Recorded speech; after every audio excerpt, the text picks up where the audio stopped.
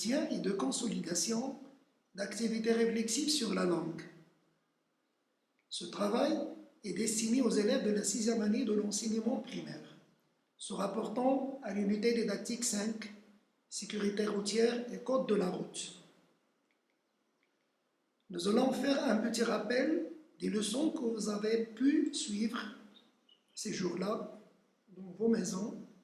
Mais pour voir si vous avez bien travaillé, nous allons vous proposer une batterie d'exercices pour voir donc si vous avez bien acquis les connaissances durant cette semaine. L'objectif du module, de soutenir et consolider vos acquis, de préparer et mettre en situation d'examen, de développer vos connaissances et votre maîtrise de la langue. Commençons donc d'abord par lexique. Vous avez donc pu suivre 2 leçons sur les préfixes et les suffixes et les synonymes. Pour les préfixes et les suffixes, l'objectif de la leçon était d'identifier et utiliser les préfixes et les suffixes, de former des mots dérivés. Regardons le premier exemple, illégal.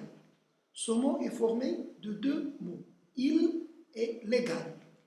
Il, c'est un préfixe, et légal, c'est le radical du mot, c'est-à-dire la partie fixe du mot qui porte le sens principal. Mais lorsqu'on ajoute le préfixe au radical, est-ce qu'il change la catégorie grammaticale du mot? Non, le préfixe ne change pas la nature grammaticale du mot, puisqu'on a légal, c'est un adjectif, et illégal aussi, c'est un adjectif. Passons à un autre exemple. Peureux. Peur, Alors, vous voyez bien qu'on a ajouté un mot après le préfixe peur. Ce mot, c'est le suffixe. On a ajouté le suffixe au radical et on a obtenu le mot peureux. Cette fois-ci, est-ce que la nature grammaticale change? Oui, le suffixe modifie la nature grammaticale du mot d'origine, puisque nous avons le mot peur, c'est un nom, et le mot peureux, c'est un adjectif. Regardons le troisième exemple, introuvable. Le radical ici se trouve, on lui a ajouté 2 mots, un avant et un après. Celui qui est avant, c'est un préfixe, celui qui est après, c'est un suffixe. Donc, le mot légal, le mot peureux, le mot introuvable, ce sont des mots dérivés. C'est quoi donc les mots dérivés? Ce sont des mots qui sont construits sur le radical d'un mot en lui ajoutant un préfixe, le cas de illégal, ou un suffixe, le cas de peureux, ou bien les deux à la fois, le cas de introuvable. Passons maintenant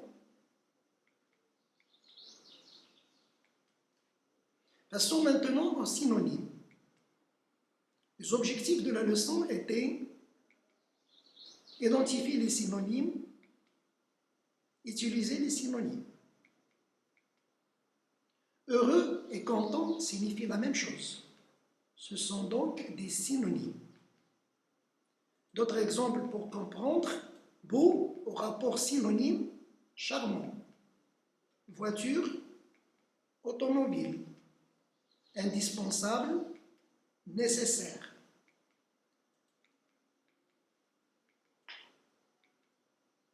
Donc les synonymes sont des mots de sens proche, des mots de même catégorie grammaticale, c'est-à-dire un verbe au rapport synonyme, un verbe, exemple, discuter, parler, bavarder.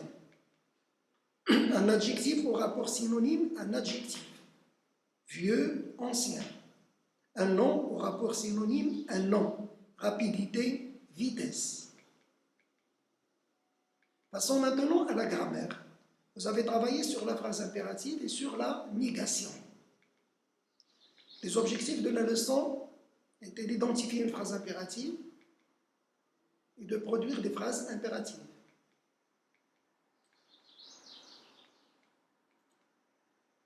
Qu'est-ce qu'une phrase impérative donc? Une phrase impérative est utilisée pour donner un ordre ou un conseil ou interdire quelque chose. Il commence par une majuscule et finit par un point ou un point d'exclamation. Elle est construite autour d'un verbe à l'impératif. Elle n'a pas de sujet apparent. Quelques exemples pour bien comprendre. Alors pour l'ordre, faites vos devoirs. Pour le conseil, regardez bien à droite et à gauche avant de traverser. Interdiction, ne traverse pas la chaussée quand le feu des piétons est rouge. Pour la phrase négative, l'objectif était identifier la phrase négative, transformer des phrases affirmatives en phrases négatives.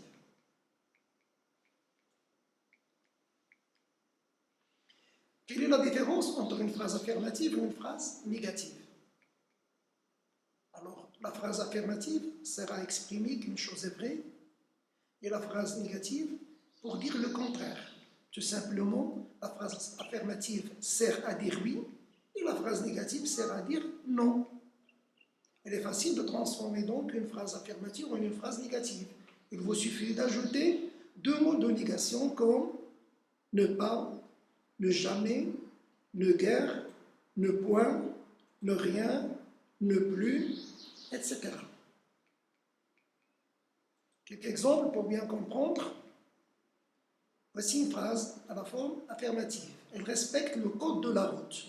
Si je vous demande de la transformer en forme négative, oui, il ne respecte pas le code de la route. Alors ici, les mots de négation qu'on a utilisés, c'est ne pas. Deuxième exemple, mon père roule toujours en vitesse. Attention aussi au mot toujours. Si je veux transformer cette phrase à la forme négative, quel est le mot de négation qu'on doit utiliser? Bien sûr, ne jamais. Mon père ne roule jamais en vitesse. On n'utilise pas ne pas ici. Troisième phrase, je parle encore au téléphone en traversant la chaussée.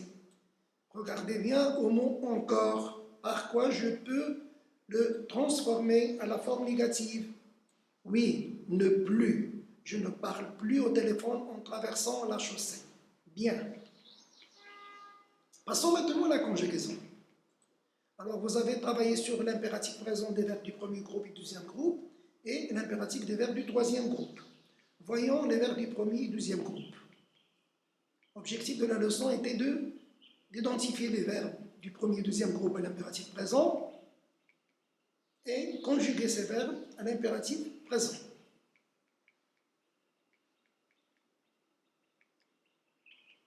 Comment se conjugue le verbe du premier groupe à l'impératif présent? Il se conjugue qu'à trois personnes, c'est-à-dire deuxième personne du singulier, première personne du pluriel et la deuxième personne du pluriel. Ils n'ont pas de pronom personnel, ils ont le même radical qu'au présent de l'indicatif. Leurs terminaisons sont E, ONS et Z. Donc voici quelques exemples en bas pour bien comprendre. Pour le verbe ramasser, qu'est-ce qu'on dit? Ramasse, ramassant, ramasser. Pour les verbes du deuxième groupe à l'impératif présent, les terminaisons c'est IS, I2S, ONS, I2S, EZ. Quelques exemples pour comprendre. Réussir, ça se conjugue. Réussi, réussissant, réussissez. Voyons maintenant le troisième groupe. Donc, il ne se conjugue si qu'à trois personnes, c'est-à-dire la deuxième personne du singulier, la première personne du pluriel et la deuxième personne du pluriel. Ils n'ont pas de pronom personnel non plus. Ils ont le même radical qu'au présent de l'indicatif. Leurs terminaisons sont S, ONS, EZ. Exemple, le verbe partir. Part, partons, partez. Voir, voix, voyons, voyez. Venir, vient, venons, venez.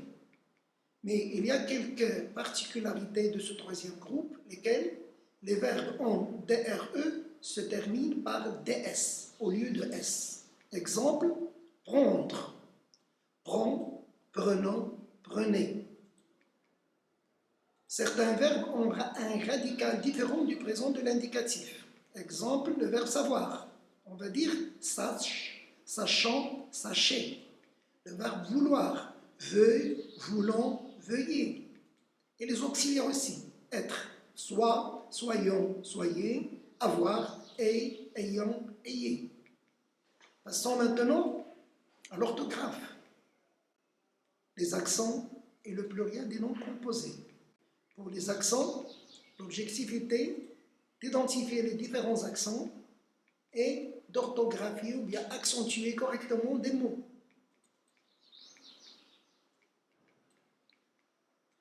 Bien, quels sont les types d'accents que vous connaissez en français? Oui, il y a l'accent aigu, l'accent grave et l'accent circonflexe. Bien, mais c'est quoi? Où se place l'accent aigu? Il se place uniquement sur le E qui se prononce E. Exemple, école, préparer, blé. L'accent grave, on la trouve sur le E qui se prononce E.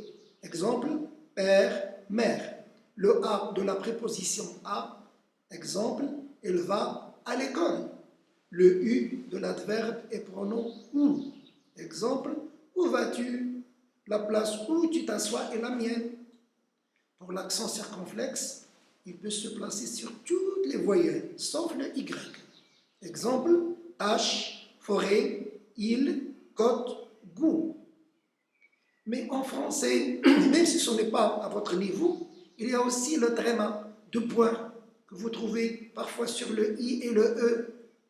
Donc il est utilisé pour indiquer qu'on doit prononcer séparément la voyelle qui précède. C'est-à-dire, par exemple, Noël, on dit Noël, maïs.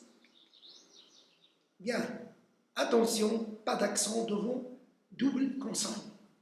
Exemple, promesse, terre. Exception, le mot châssis. Il y a deux consonnes, mais on met ici un accent pour le châssis. Attention aussi, on ne met jamais d'accent devant un E qui précède un X. Exemple, examen, exercice. Pour le pluriel des noms composés, vous avez travaillé sur comme objectif d'identifier des noms composés, d'écrire correctement des noms composés au pluriel.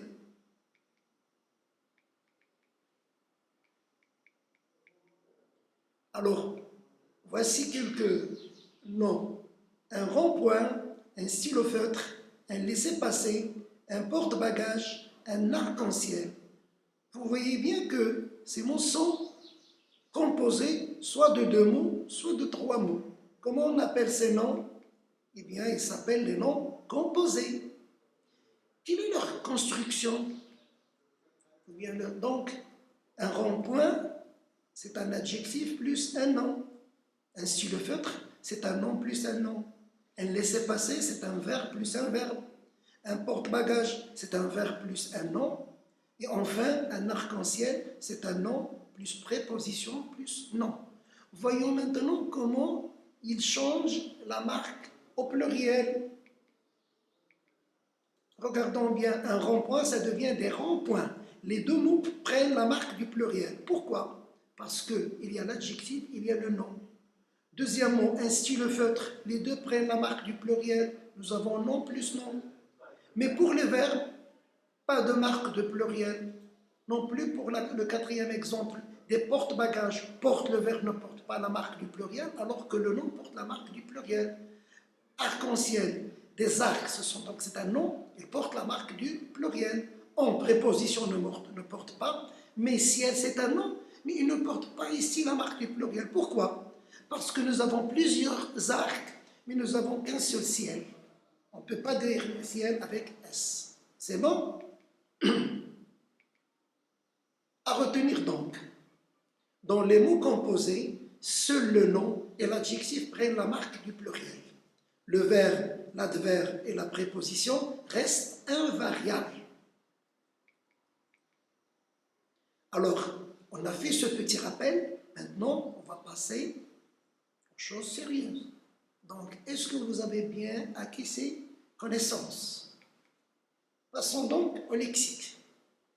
Entoure le radical et souligne le suffixe dans les mots suivants. Spécialiste, punition, parfaitement. Deuxième question, entoure le radical et souligne cette fois-ci le préfixe dans les mots suivants. Maladroit, impossible, déplacé. Complète par le suffixe et ou le préfixe suivant. Ment, il. Premier exemple, cet homme parle douce. Son écriture est lisible. Tu dois faire ce travail. Alors, un petit moment de réflexion. On va voir si vous avez bien répondu aux questions.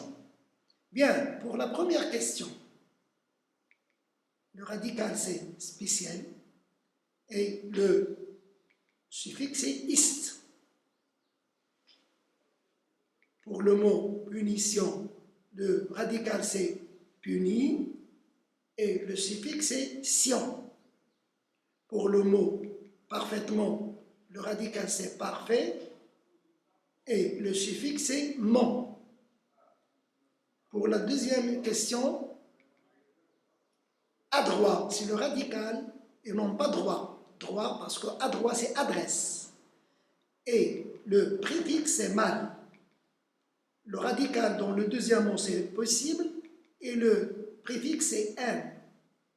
Le dernier mot, le radical c'est placé et le préfixe c'est D, DE accent. Troisième question, complète par le suffixe qui convient. Donc cet homme parle doucement. Son écriture est illisible. Tu dois refaire ce travail. Donc, pour le lexique, forme des mots à partir des verbes suivants en ajoutant les suffixes. Able, sion, mon, âge. Manger, afficher, déménager, punir. Donc, toujours un petit moment de réflexion. Alors, pour le verbe manger, qu'est-ce qu'on va ajouter comme suffixe? Able, donc c'est mangeable. Pour le mot afficher, qu'est-ce qu'on va ajouter? Oui, affichage. Et pour le mot déménager, déménagement. Très bien. Et enfin, pour le verbe punir, c'est punition. Vous avez très bien répondu. Relie par une flèche chaque mot à son synonyme. Débuter, fantastique, absolument. Exactement, fabuleux, commencer. Deuxième question, donne un synonyme pour chacun des mots suivants. Gai, hurler, remède. Troisième question, replace chaque mot en gras par le synonyme qui convient. Les conducteurs inattentifs roulent en vitesse. Cette voiture est stationnée dans un endroit interdit. Donc, voyons maintenant ce que vous avez trouvé. Débuter, c'est commencer. Et fantastique, oui, c'est fabuleux. Et enfin, absolument, c'est exactement. Voyons maintenant pour les synonymes des mots suivants. Gai, hurler, remède. Gai, c'est joyeux. On peut trouver aussi content, heureux. Bien. Hurler, crier. Remède, médicament. C'est bien. Pour les deux phrases dernières, les conducteurs inattentifs, nous trouvons donc les chauffeurs imprudents. Et pour cette voiture stationnée, cette voiture est garée. Bien. Passons maintenant à la grammaire. Souligne les phrases impératives. Nous avons les piétons traversent la chaussée rapidement, respectons le code de la route, ne brûlez pas le feu rouge. Deuxième question, complète chaque phrase par les verbes suivants. Rouler, soit, traversant. A. Prudent, lentement, il neige, ne pas, le feu passe vert. Oui, quelques minutes pour répondre. Oui, donc qu'est-ce que vous avez trouvé pour la première question? Alors, les piétons traversent la chaussée rapidement. Vous voyez bien cette phrase qu'il n'est pas ce n'est pas à la forme impérative, puisqu'il y a le sujet, les piétons. On a dit que la phrase impérative n'a pas de sujet apparent. Donc, B, respectons le code de la route, ça, c'est une phrase impérative. Regardez bien, le verbe respectons, il est un impératif. Ne brûlez pas le feu rouge. Cette fois-ci, donc, cette phrase aussi, elle est à la forme impérative. Ne brûlez pas, il indique l'interdiction. Bon, passons à la deuxième question. Sois prudent. Roulez lentement, il neige. Ne traversons pas, le feu passe au vert. Bien. Troisième question, transforme les phrases affirmatives suivantes en phrases négatives. Mon ami conduit encore en parlant au téléphone. On a déjà vu que encore, il faut faire attention. Je fais toujours attention quand je traverse la chaussée. Toujours. Il fait doubler quand la ligne est continue. C'est bien. Passons à la correction. Mon ami ne conduit plus en parlant au téléphone. Je ne fais jamais attention quand je traverse la chaussée. Il ne faut pas doubler quand la ligne est continue. Bien. Passons maintenant à la conjugaison. Souligne les verbes conjugués à l'impératif présent. Respectons le code de la route. Tu es responsable. Fais attention. Les élèves jouent dans la rue. Deuxième question. Mets les verbes entre parenthèses à l'impératif présent. Ne roulez pas en vitesse au rond-point, à la deuxième personne du pluriel. Ralentir quand le feu est orange, deuxième personne du singulier. Respecter les panneaux de signalisation à la première personne du pluriel. Et enfin, choisir le bon endroit pour stationner à la deuxième personne du pluriel. Bien. Donc, passons à la correction. Respectons le code de la route. Donc, il est à l'impératif. Faites attention, il est aussi à l'impératif. Bien. Passons à la deuxième question. Ne roulez pas en vitesse. Ralentis quand le feu est orange. Respectons les panneaux de signalisation. Et enfin, choisissez le bon endroit pour stationner. Exactement. Bien. Passons maintenant au dernier exercice d'orthographe. Réécris les mots en leur ajoutant, s'il le faut, l'accent qui convient. Drôle, colère, écran, détresse, essuyer, tôt, après. Deuxième question, orthographie correctement les mots en gras. Les élèves ont assisté à une démonstration sur le respect du code de la route. B, c'est la fête. Mon père et ma mère m'ont acheté un jouet. C'est facile, oui. Passons donc à la correction pour voir. Drôle, donc un accent circonflexe sur le O. Colère, un accent circonflexe sur le E. Accent ici, accent grave. Écran, un accent sur le E, accent aigu. Détresse, un accent sur le E. Mais attention, il n'y a pas d'accent sur le E qui précède les doubles consonnes S. Ah, vous avez donc bien. Essuyer, la même chose. Le E ne porte pas d'accent avant double consonne. On a déjà parlé de ça. Tôt, accent circonflexe sur le O. Après, accent grave sur le E. Très bien. Passons maintenant à l'orthographe des mots en gras. Les élèves, donc nous avons un accent aigu. Accent grave. On assisté, nous avons ici un accent aigu du participe passé du verbe assister. A, c'est la préposition. Une démonstration, un accent aigu. Deuxième phrase, la fête, accent circonflexe sur le E. Mon père, accent grave. Ma mère aussi, accent grave. M'ont acheté, accent aigu, participe passé du verbe acheter. Maintenant, on tourne les noms composés dans les phrases suivantes. L'agent de police conseille les piétons à l'aide d'un haut-parleur. J'ai acheté des timbres-poste. Ralentissez au rond-point. Vous avez besoin d'un laissez-passer. Deuxième question, écris les noms composés suivants au pluriel. Un maître-nageur, un taille-crayon, un papier-filtre, un coffre-fort, un libre-service, l'après-midi. Oui. Est-ce que c'est compliqué? Non. Bravo. Passons maintenant à la correction. Alors, un haut-parleur, donc c'est un nom composé. Un timbre-poste, oui, c'est un nom composé. Un rond-point aussi, c'est un nom composé. Un laissez-passer aussi, c'est un nom composé. Bien. Alors, passons maintenant au pluriel des noms composés. Un maître-nageur, des maîtres-nageurs. Les deux prennent la marque du pluriel parce que ce sont deux noms. Un taille-crayon, des tailles-crayons. Le premier ne porte pas la marque du pluriel puisque c'est un verbe et le deuxième porte la marque puisque c'est un nom.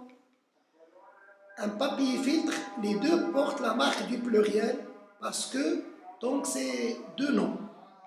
Un coffre-fort, nous avons un adjectif plus un nom, donc des coffres-forts, adjectif et nom portent la marque donc du un nom plus adjectif porte la marque du pluriel. Un libre-service, adjectif plus nom, donc les deux portent la marque du pluriel.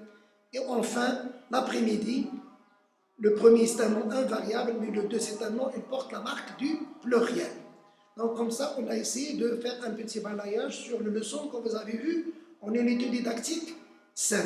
Donc merci pour l'écoute et l'interaction, mais avant de vous quitter, je vous demande et je vous prie de rester chez vous à la maison, d'écouter les conseils de vos parents, de vos enseignants et surtout de travailler vos leçons et vous préparer bien pour les examens qui vont venir. Au revoir et à bientôt.